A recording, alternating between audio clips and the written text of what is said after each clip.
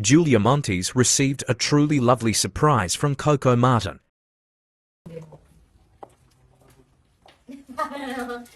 Yes, teacher. Bebe!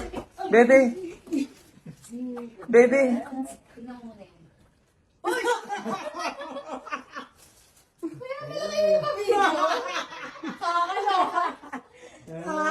lang.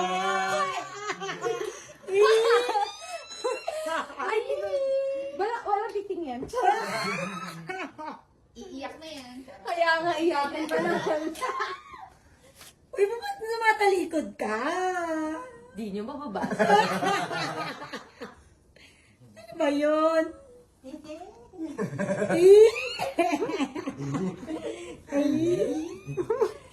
Ano natin? Picturean.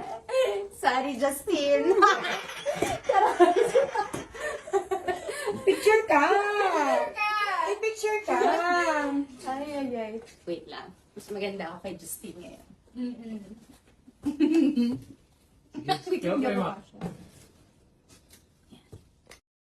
Julia Montes shared the lovely surprise that she received from Coco Martin.